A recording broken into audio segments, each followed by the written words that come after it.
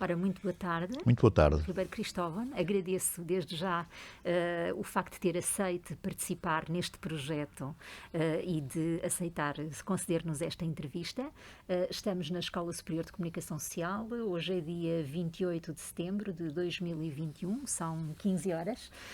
Vamos então dar início à nossa entrevista. E a começar por colocar-lhe uma série de questões que são essencialmente de natureza sociográfica, só para caracterização do entrevistado, e a pedir-lhe o seu nome completo, a sua data de nascimento, o local onde nasceu, a escolaridade, a profissão dos pais, os conhecimentos que tem de línguas, uma breve caracterização. Muito bem, eu chamo-me António Ribeiro Cristóvão, tenho um prazer muito grande em estar aqui, é a segunda vez que de resto venho aqui à Escola Superior, embora a primeira vez que cá vi já foi há muitos anos. Tenho 82 anos, nasci no dia 7 de julho de 1939, nasci em Proença Nova, que é uma terra interessantíssima da Beira Interior, capital de concelho, e tenho o 7º ano dos liceus. Qual é, em termos familiares, o que é que os seus pais faziam? Os meus pais eram, em Proença Nova, comerciantes, e portanto, e assim foram durante muito tempo, até eu, enfim, sair de Proença Nova, que saí cedo. Saí primeiro para ir estudar para Vila Viçosa e Évora em 1950, onde me mantive nos seminários durante 5 anos, e depois parti para a África com 16 anos, portanto, desde muito cedo deixei o contacto com os meus pais, que foi uma coisa que, como é compreensível, na altura me custou muito, tinha apenas 16 anos, e fui à procura, enfim, de um sonho, fui à procura de uma vida melhor, que na altura cá era complicado, era difícil arranjar uma situação qualquer que pudesse ser confortável e até condizente com aquilo que eu já tinha como habilitações, e fui para Angola à procura de um futuro que, felizmente, acabei por alcançar. Foi sozinho para Angola? Tinha lá alguém? O que é que... Fui para Angola em 1956 e tinha lá um irmão já há 5 anos, e foi esse irmão que me puxou para lá e que me, enfim, ajudou a radicar, primeiro para uma terra muito do leste, que hoje se chama Luena, mas que na altura se chamava Luso. Era uma capital de distrito recente, era um distrito que tinha sido criado há pouco tempo, o distrito do Mochico, que ainda mantém hoje esse nome, e que depois me deu, digamos que abriu espaço para eu começar a desenvolver um novo tipo de vida. Depois estive apenas 4 anos no Luso, vim para Nova Lisboa, para o Uambo, para o serviço militar obrigatório na altura, e depois em Nova Lisboa fiquei, mesmo depois de cumprir o serviço militar, mantive-me lá até virmos embora em 1975. Portanto, estive ao todo 20 anos em Angola, 4 anos no Luso, 16 anos em Nova Lisboa. Como é que surge o jornalismo, como é que surge a rádio na sua vida? Julgo que nessa altura, não é? Como Sim. É que... O jornalismo para mim foi sempre uma coisa que me suscitou uma enorme curiosidade. Eu, aliás, gostei sempre muito de futebol e gostei muito de ouvir os relatos desportivos. Na altura ainda não havia televisão e, portanto, gostei muito de ouvir sempre os relatos desportivos, e houve nomes que se me fixaram de forma muito impressiva. O Artur Agostinho, em primeiro lugar, depois o Amadeu José de Freitas, o Nuno Brás, o Alfredo Quadros Raposo, que são nomes que agora não dizem nada ou praticamente nada, sobretudo à maioria jovem, mas que me fizeram ter pelo desporto, pelos relatos, pela rádio, uma atenção muito especial. E foi assim que realmente eu comecei a manifestar essa propensão, a fazer relatos sozinho, já a imaginar-me como relator. Ainda era miúdo. Na altura, confesso que o clube que estava mais em voga era o Sporting, porque ganhava tudo. O Sporting, nesse tempo, ganhou 7 campeonatos em 8 anos. Tinha aquele famoso quinteto atacante, que era Jesus Correia, Vasco Esperoteu, Travassos e Albano, que eram conhecidos pelos 5 violinos. E eu confesso que me apaixonei por eles. E depois foi a partir daí que eu, enfim, tive, ou comecei a criar essa paixão pela rádio. Eu ouvia tudo nessa altura. Depois, quando fui para a África, tive realmente a possibilidade de ter um contacto mais próximo com a rádio. Porquê? Porque na capital do distrito onde eu vivia tinha sido criada há pouco tempo uma emissora de rádio, e eu, numa altura em que foi aberto um concurso para locutores, eu concorri e fiquei em segundo lugar. Fiquei em segundo lugar para a rádio. Fiquei em segundo lugar. Chamaram-me, eu entrei, naturalmente. Qual era a estação? Era o Rádio Clube do Mochico. E pronto, e aí comecei a dar os meus primeiros passos, a fazer coisas que hoje se podem considerar sem grande importância, a apresentar discos, a ler pequenos textos, a apresentar às vezes, quando me era dada essa oportunidade e possibilidade, noticiários, o que era sempre, digamos, chegar mais para os séniores, eu ainda era júnior, e portanto foi aí que eu comecei a dar os meus primeiros passos.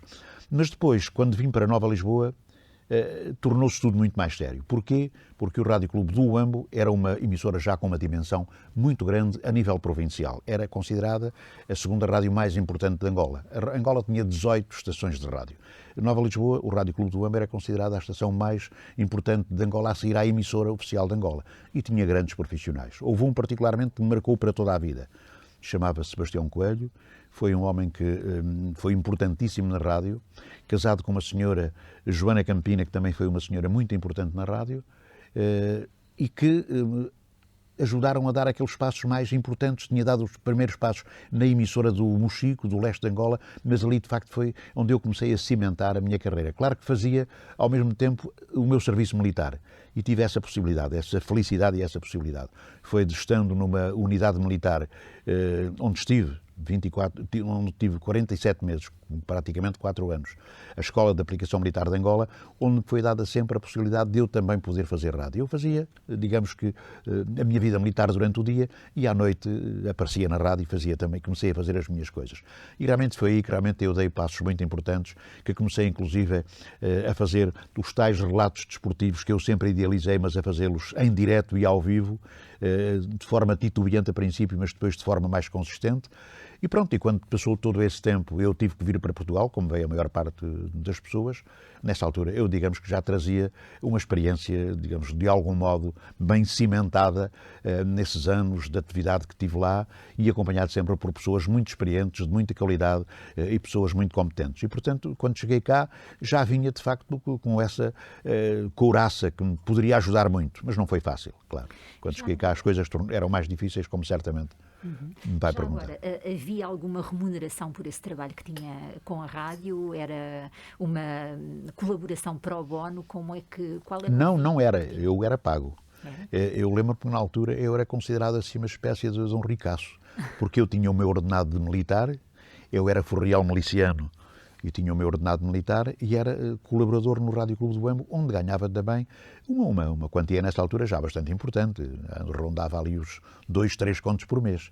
E, portanto, já tinha nessa altura, a juntar ao ordenado que eu tinha na tropa, já tinha, de facto, assim, uma vida bastante desafogada, interessante e que me dava margem para eu poder, enfim, ir a coisas e a sítios e beneficiar enfim, de determinadas oportunidades que não teria se não fosse assim. Portanto, a rádio já era paga, não era um profissional, mas já era. Quando saí da tropa é que me tornei profissional.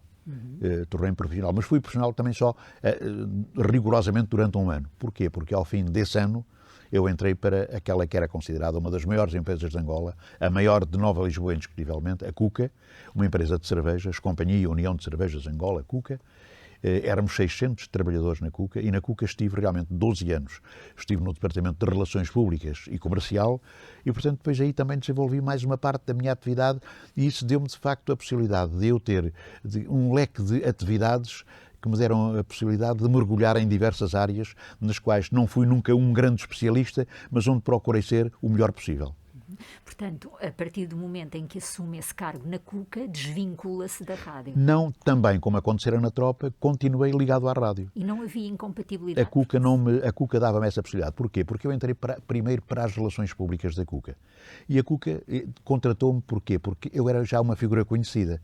E, portanto, se eu saísse da rádio, as coisas talvez se desvanecessem um pouco. Portanto, a Cuca também tinha, digamos que, interesse em que eu continuasse na rádio, porque continuava a ser uma figura conhecida, com uma facilidade muito grande de contacto. Aliás, eu devo dizer que, nesse aspecto, não sou, digamos que, uma pessoa muito, muito diferente das outras, mas tenho algumas características especiais. E sou realmente fácil de arranjar contactos, de arranjar amizades, e isso deu-me a possibilidade de eu cimentar o meu lugar na rádio e também adquirir cumprir uma posição interessante na Cuca, que acabou por, enfim, por ser o meu principal hobby durante o tempo em que lá estive, mas que me permitiu sempre continuar a trabalhar na rádio. Quando diz que esteve um ano como profissional, Pois. durante esse ano que teve como profissional, tinha algum título profissional? Havia carteira de jornalista em Angola? Como é que... Não havia. Havia uma coisa que era uma espécie de carteira profissional, que era um cartão do CITA. O CITA era o Centro de Informação e Turismo de Angola. E era o Centro de Informação e Turismo de Angola, o CITA, que dava aos profissionais da rádio e dos jornais um cartãozinho que os identificava como, não como jornalistas, mas sim como colaboradores de determinada emissora, de determinado jornal, e isso de facto identificava-nos. E era isso que tínhamos, mas não tínhamos nem um sindicato, nem pouco mais ou menos, nem sequer uma entidade que regesse exclusivamente o jornalismo e a profissão de rádio. Eu ia perguntar como é que era o ambiente na rádio nessa altura, uma vez que Angola era uma colónia, não é? Sim. Como é que era o ambiente na redação e, sobretudo, a maioria das pessoas que lá trabalhavam eram portugueses de origem, eram angolanos de origem, havia alguma forma distinta na forma como as relações fluíam dentro do espaço da redação? Como é que era a redação nessa altura? A redação era mista. Tinha muitos que eram de Angola e muitos também que eram daqui de Portugal. Portanto, havia realmente ali uma mistura muito interessante e sempre muito pacífica, muito tranquila e de grande confraternização e amizade. Não foi nunca por aí que as coisas se poderiam estragar, não estragaram. Mas tínhamos realmente uma relação de grande proximidade todos uns com os outros, de grande companheirismo e, sobretudo, havia, e eu senti isso desde o princípio, uma vez que tinha vindo de uma rádio de menor dimensão, havia, sobretudo, a vontade de transmitir o conhecimento aos mais novos, àqueles que entravam, àqueles que estavam a chegar. Eu cheguei com 19 anos e, portanto, realmente era uma situação, digamos que, um pouco diferente daqueles que lá estavam quase todos. E, portanto, havia de facto essa preocupação. Houve sempre a preocupação de me ajudar muito, a partir inclusivamente da chefia, que foi uma chefia que eu nunca mais esqueci, fantástica, personalizada por esse grande homem que foi o Sebastião Coelho, que eu já citei, e realmente criava-nos um ambiente fantástico. E, por outro lado, criava-nos também uma ideia de que, sendo uma rádio importante e estando situada no Planalto Central de Angola, portanto, centro do coração de Angola, nós ouvíamos praticamente todas as emissoras de Angola, porque se ouviam em onda média, algumas, e outras em onda curta. Ainda havia a onda curta nesse tempo. E, portanto, nós sabíamos o que se passava também nas outras emissoras. E tínhamos também já, nessa altura, a noção da concorrência. Procurávamos fazer mais e melhor para concorrermos com aqueles que eram aparentemente mais qualificados e que estavam mais perto do poder, dos acontecimentos e das pessoas. E, portanto, fizemos uma rádio muito interessante que acabou por proporcionar o aparecimento de grandes profissionais. Lembro-me de uma senhora que veio para Portugal também e que eu qualifiquei sempre como a melhor voz feminina de Portugal, que era a Maria Diná. A Maria Diná foi uma grande profissional da rádio e a Maria Diná começou comigo no Rádio Clube do Boema Nova, Lisboa. E o tipo de trabalho que desenvolvia eram programas na área do desporto, era informação sobre vários acontecimentos? O que é que fazia exatamente? Fazíamos tudo. Comecei por fazer apenas informação, mas depois dediquei-me também à área do desporto. Tínhamos um pequeno departamento de desporto, que era o responsável pelos programas de desporto, pelas transmissões radiofónicas, pelos relatos, e, portanto, também comecei, digamos que, a ser chamado para esse setor de forma muito pausada, para não haver precipitações. Mas comecei por trabalhar na redação, e na redação fazíamos os noticiários. Não havia os noticiários como há agora, de hora a hora, mas havia noticiários a horas determinadas, em períodos determinados, e os nossos noticiários eram também noticiários muito importantes, que focavam a atualidade internacional, a atualidade nacional a partir, enfim, aqui da metrópole e a atualidade na província de Angola. Portanto, tínhamos uma informação muito diversificada, tendencialmente virada para aquilo que eram os acontecimentos locais, mas certamente uma informação também de grande qualidade, que se centrava em alguns momentos que eram importantes. À 1 da tarde e às 8 da noite eram os momentos mais importantes para a transmissão dos nossos noticiários. Sentiu em algum momento, enquanto desempenhou esse tipo de funções, a influência da censura e da vigilância que existia por parte do poder político? Sim, sentia-se claramente. Nós, aliás, tínhamos que todos os dias, antes de fazermos os noticiários, levarmos os noticiários a um senhor que funcionava no edifício do CTT, dos Correios, em Nova Lisboa, levarmos os noticiários para ele os ver e, de algum modo, fazer ali, digamos que, a sua avaliação daquilo que nós íamos transmitir como notícias. E, portanto, às vezes havia notícias que eram consideradas pelo senhor um pouco exageradas e que eram arriscadas, mas era muito raro isso acontecer, porque nós também tínhamos muita cautela. E, de facto, nessa altura também não havia a fobia das notícias muito sensacionalistas, das notícias que pudessem envolver questões de ordem política muito profunda e, portanto, tivemos sempre uma informação, de algum modo, tranquila, uma informação sem sobressaltos, mas sempre sujeita, todos os dias, por 2 vezes por dia, sujeita a que todos os noticiários já escritos fossem levados a esse senhor para que ele fizesse o seu visionamento e desse a sua aprovação. Estava na rádio durante o período da guerra? Estive na rádio durante o período da guerra. Se refere à guerra colonial, sim. Ou já à guerra pós-independência? Não, a guerra, ainda estamos no período da guerra colonial. Sim, estive na guerra, não estive nunca na guerra diretamente, estive 4 anos na tropa, confesso, mas estive sempre em Nova Lisboa, portanto na Escola de Aplicação Militar de Angola, que era uma unidade de instrução, e eu dei muitas recrutas, dei 12 recrutas ao fim daquele tempo todo. Mas estive, durante a guerra colonial, estive na redação. E, naturalmente, tínhamos sempre algum cuidado em fazer, digamos que, uma narrativa daquilo que chegava ao nosso conhecimento, de uma forma que não fizesse nas pessoas instalar-se um espírito de grande perturbação e de grande medo. E, portanto, fizemos sempre os noticiários condizentes com aquilo que para nós era a realidade desse tempo. Acredito que nessa altura tínhamos dado notícias que ficaram aquém daquilo que seria a realidade. Acredito perfeitamente hoje que isso possa ter acontecido, mas nós procurávamos fazer a informação mais séria possível, mesmo nesse contexto da guerra colonial. E a informação vinha a partir de quê? De comunicados oficiais? Tinham pessoas... Vinha a partir de comunicados oficiais. Nós tirávamos a informação de jornais, nessa altura, e de rádios que ouvíamos. E ouvíamos, sobretudo, uma rádio que para nós era muito importante, que era a Voz da América, que tinha uma emissão em português, enfim, em português, mas com locutores brasileiros, que tinham uma informação muito vasta e muito diversificada a nível mundial e, portanto, essa era uma fonte de informação que nós tínhamos como muito credível e também muito usada habitualmente. Gravávamos os noticiários, depois ouvíamos e à máquina íamos passando as notícias que julgávamos as mais importantes e as mais interessantes e que íamos transmitindo assim. Depois, a vinda para Portugal, portanto, foi, enquanto foi funcionário da empresa, não é? Voltou para Portugal logo a seguir, quando terminou esse vínculo com a empresa. Como é que se deu essa vinda para Portugal? Eu, quando vim para Portugal, não houve, digamos que, o terminar do vínculo com as empresas, nem com o Rádio Clube, nem com a Cuca. Houve uma ruptura natural. As pessoas foram saindo, eu não fui dos primeiros a sair, antes pelo contrário, fui dos últimos a sair, mas houve uma ruptura e à medida que as pessoas iam saindo, naturalmente que as instituições iam ficando mais enfraquecidas.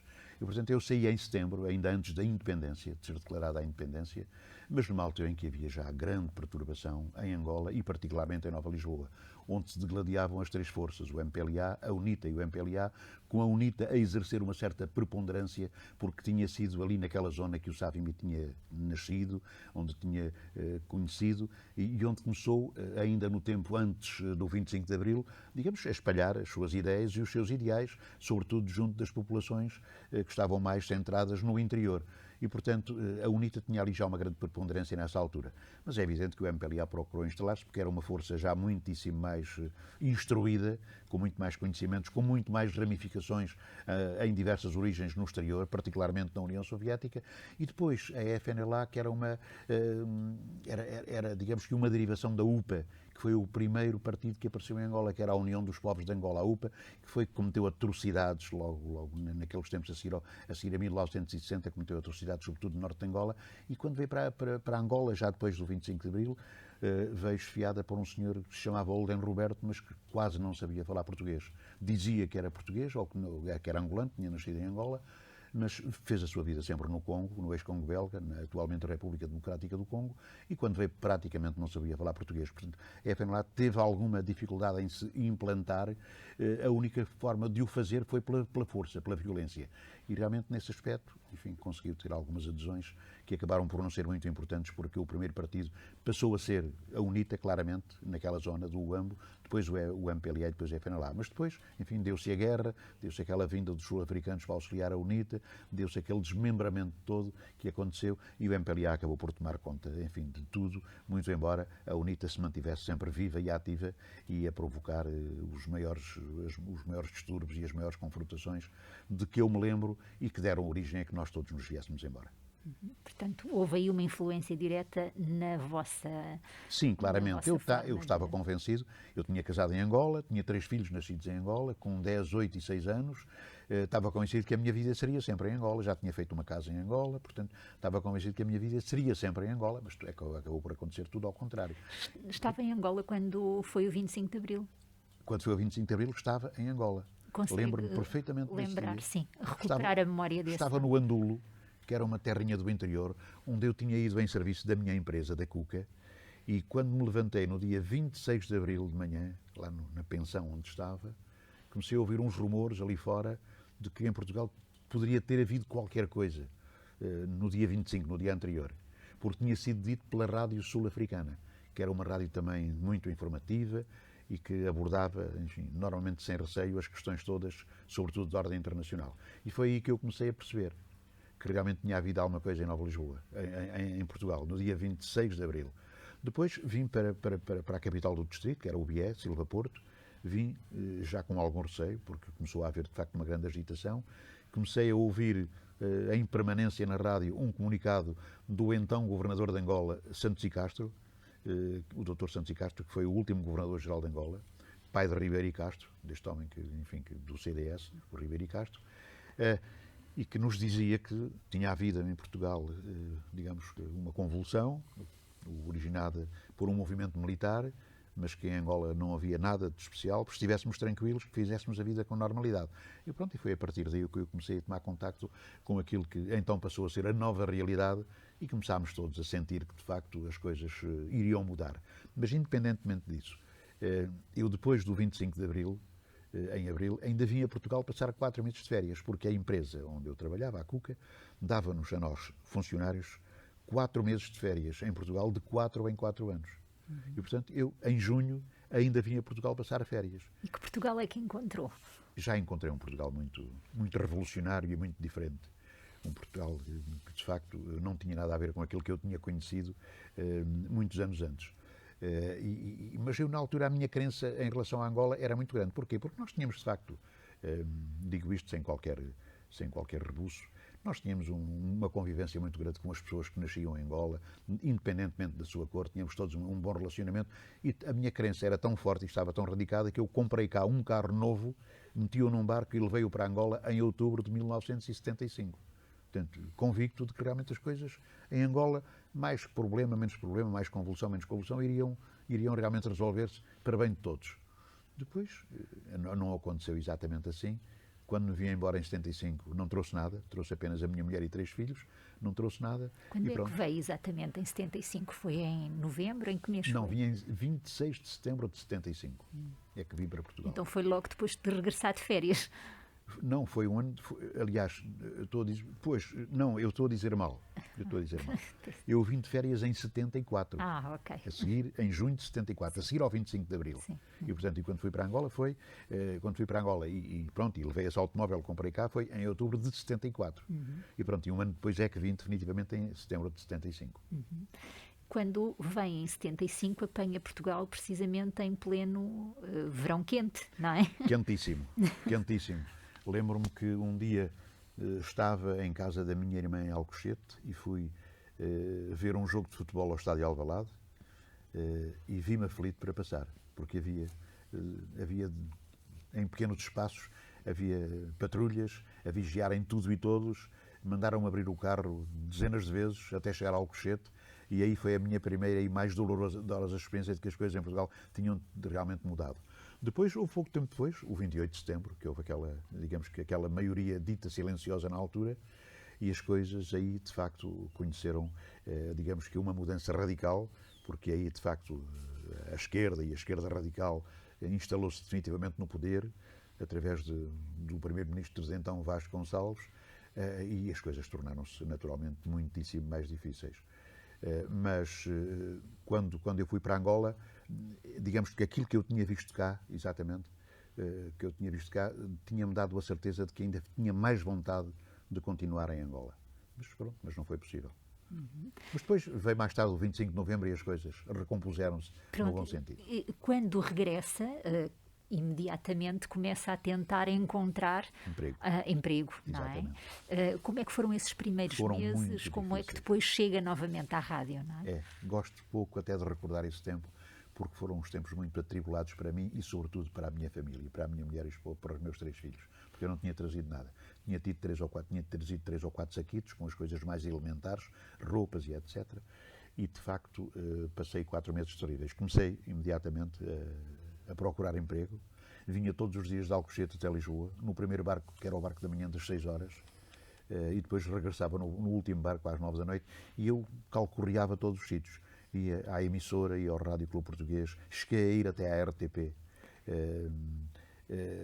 cheguei a ir a todos os jornais pedir emprego, cheguei a ir a bancos, e ia com insistência, sobretudo à Renascença, porque a Renascença nessa altura estava a atravessar um período também de alguma dificuldade, porque, enfim, como se recordam, a Renascença tinha sido tomada exatamente por essas forças de esquerda que a transformaram completamente e roubaram, digamos que, a emissora à Igreja, mas depois, por intervenção de Mário Soares e por intervenção de Almeida Santos, a rádio foi devolvida à Igreja.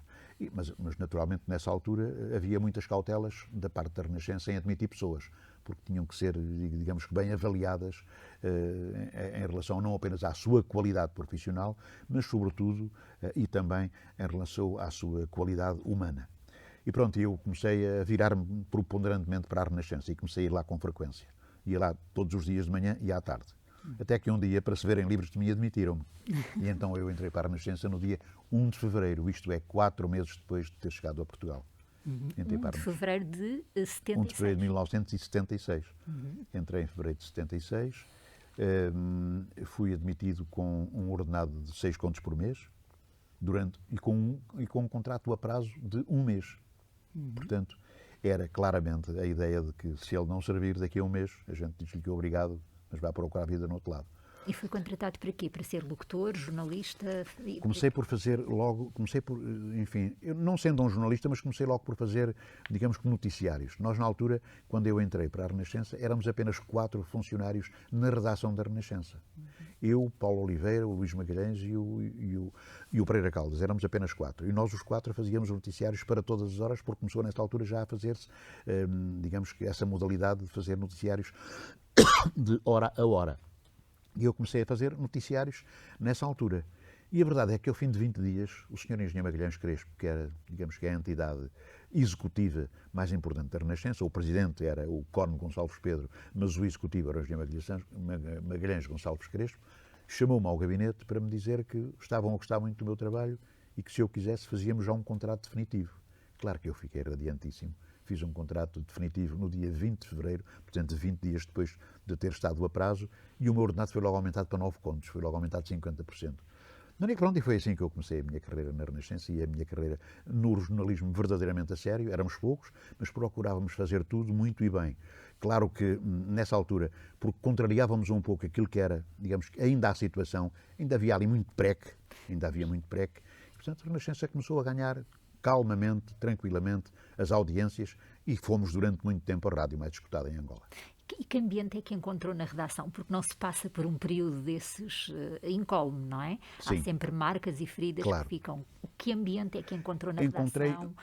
Encontrei um ambiente fantástico, devo dizer. Não tenho nenhuma razão de queixa em relação à Renascença, pelo contrário.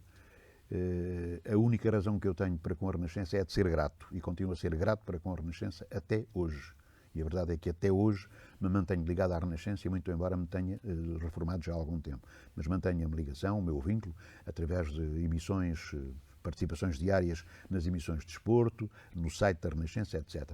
Mas encontrei um ambiente muito bom e, sobretudo, de grande capacidade de entreajuda. Eu sei que as pessoas tinham alguma pena de nós, os que vieram da África, coitados, não traziam nada, e quer dizer, também, se calhar, a partir desse princípio, também nos ajudaram muito, porque nós depois entramos vários de Angola para a Rádio Renascença. Sobretudo, alguns que tinham vindo da emissora católica de Angola, da Rádio Eclésia. Como a Ana Maria, o Belo Marques, etc., tinham vindo lá, técnicos tinham vindo lá, e, portanto, eles ajudavam muito as pessoas que tinham vindo da África, como se dizia. As pessoas tinham vindo e não senti nenhum ambiente de hostilidade, antes pelo contrário, de inveja, à medida que nós íamos subindo nas nossas carreiras, nunca havia nenhum obstáculo de nenhuma espécie, pelo contrário, só tenho a dizer bem de toda a gente com quem trabalhei na Renascença e da emissora em si, então, muitíssimo mais. Em relação ao tipo de informação que se fazia, não é?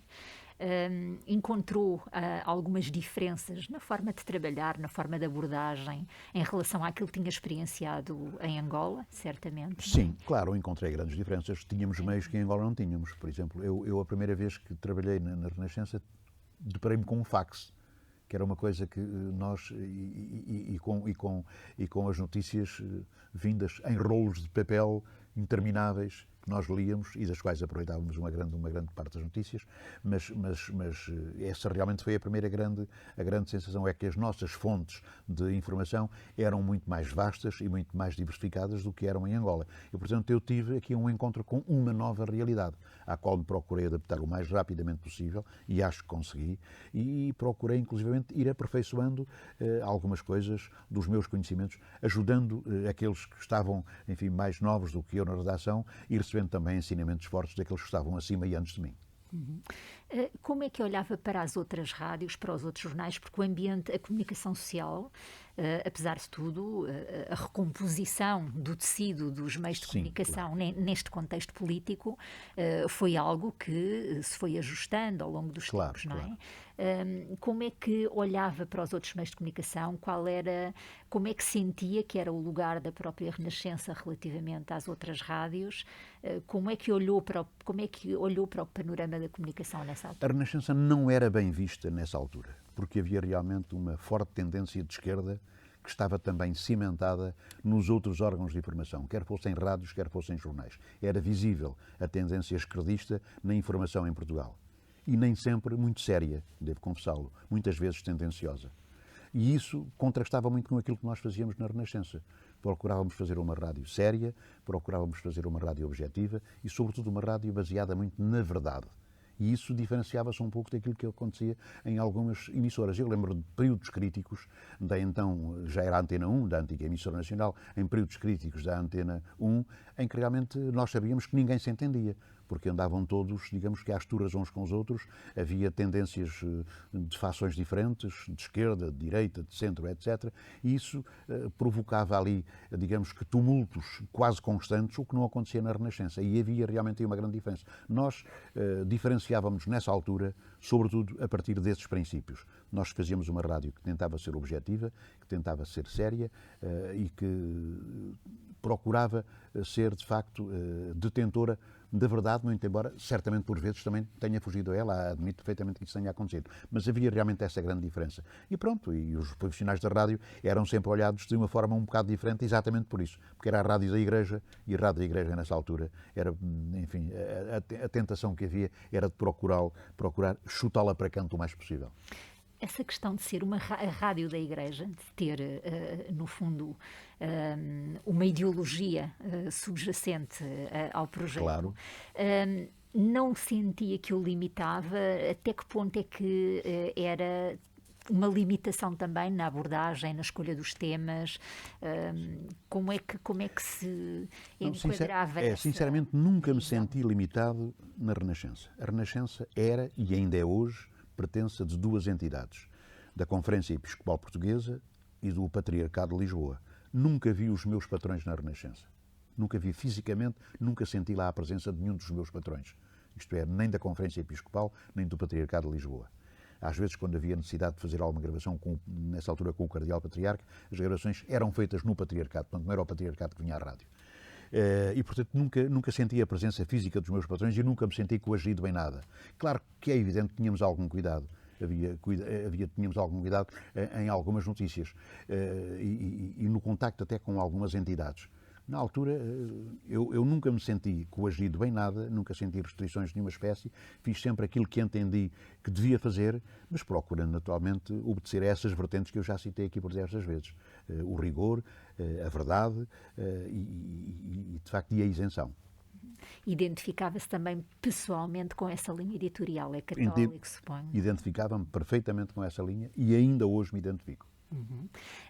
E a perguntar-lhe como é que foi sendo o seu percurso dentro da Renascença. Portanto, começou por ser contratado, não é? Ficar com vínculo à estação, começa na informação generalista, passa para o desporto. Como é que foi sendo esse percurso? Sim, em 1976 entrei para a informação generalista e aí mantive.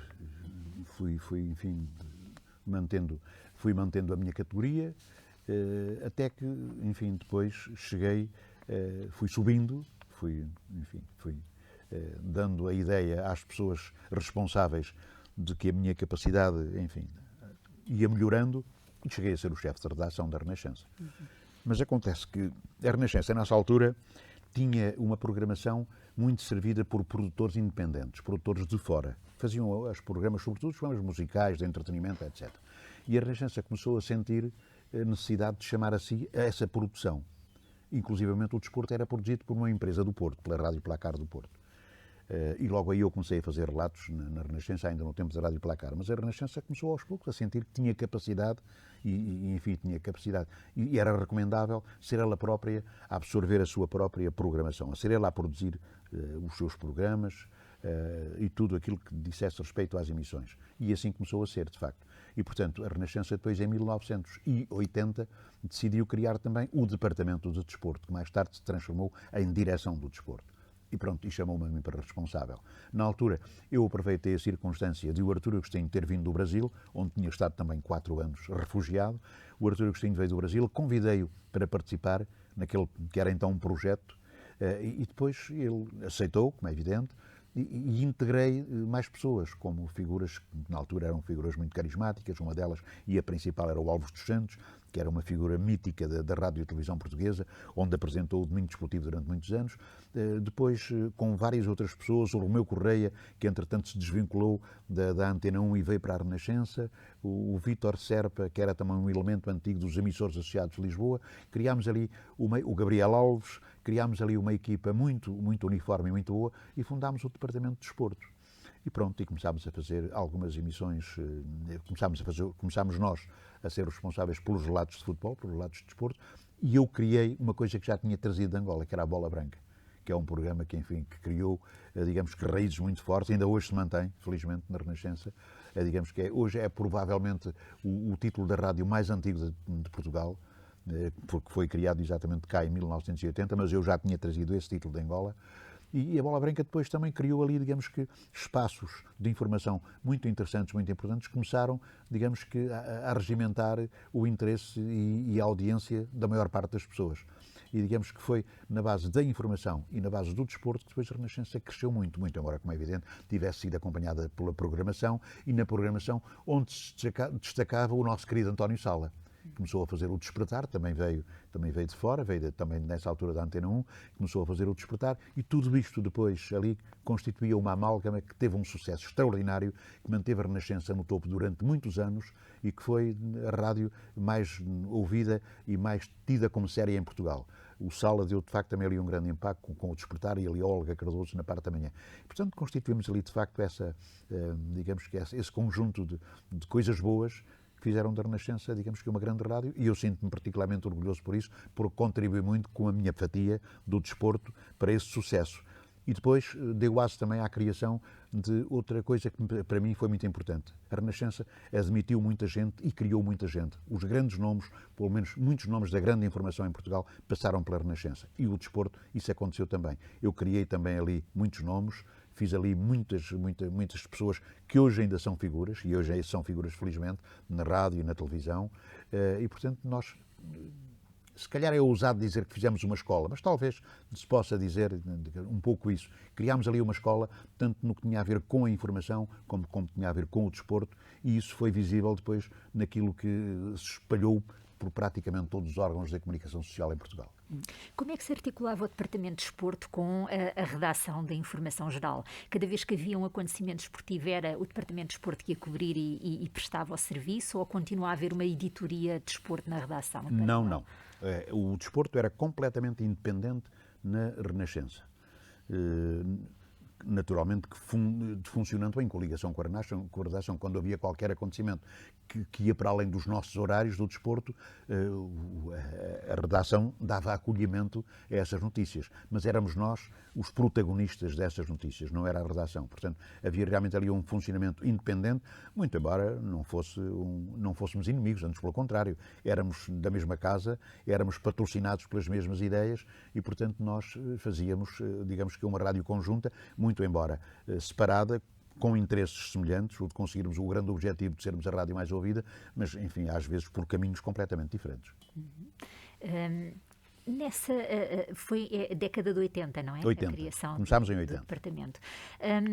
Ao longo desse período de tempo, ainda que não de forma tão notória como talvez nos últimos anos, foi existindo uma evolução também em termos de meios técnicos, não Muito. é? Consegue assinalar assim alguns momentos chaves dessa mudança e o que é que isso depois teve em termos de consequências no trabalho que faziam?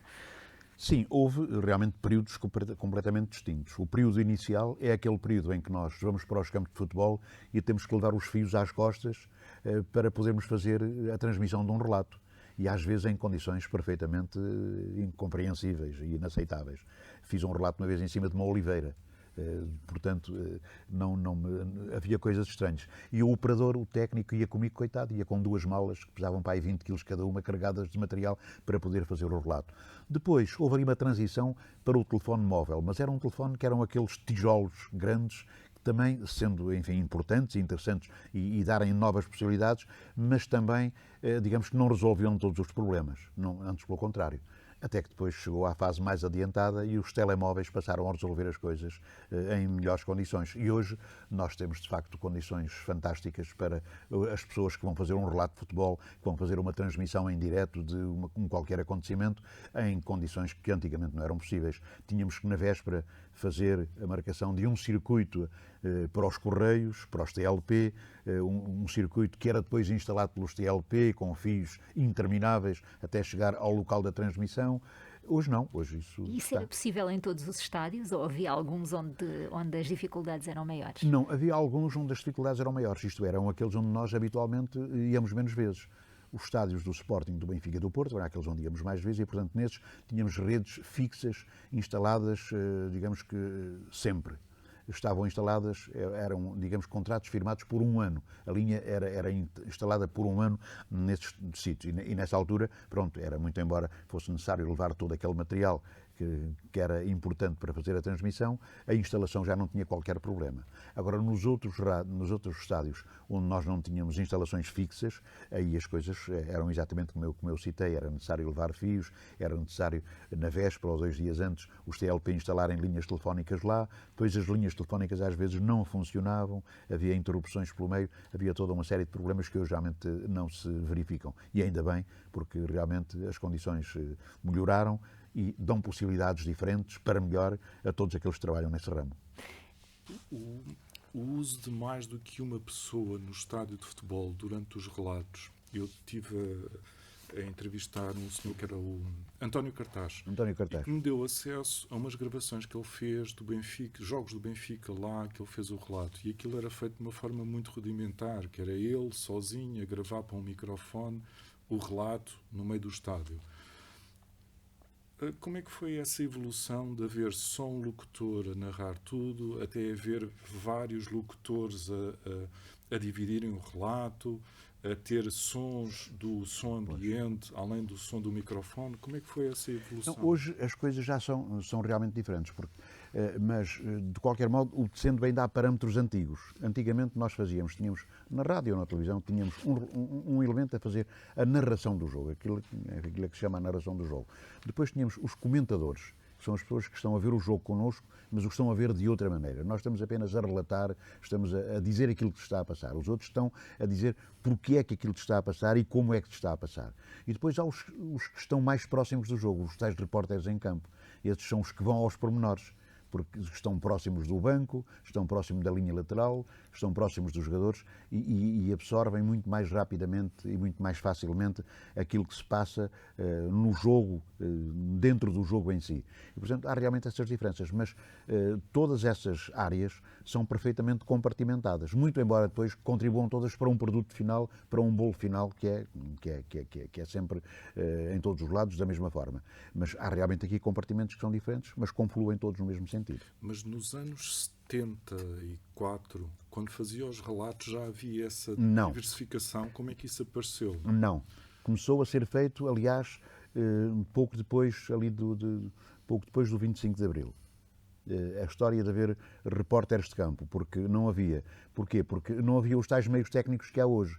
Hoje eu estou aqui a fazer um relato e está lá embaixo um indivíduo com um aparelho completamente independente do meu a poder entrar na mesma emissão que eu. Antigamente não. Eu estava a fazer aqui um relato e se tivesse uma pessoa a ter lá embaixo intervenção também no mesmo trabalho, tinha que ter um fio de lá até aqui. Portanto, essa é a diferença. Hoje são os meios técnicos que evoluíram muito e deram origem realmente a esta possível separação que hoje traz, digamos que, mais intensidade às transmissões, lhe traz, sobretudo, não digo que lhe traga mais verdade, mas traz, sobretudo, uma maior soma de pormenores.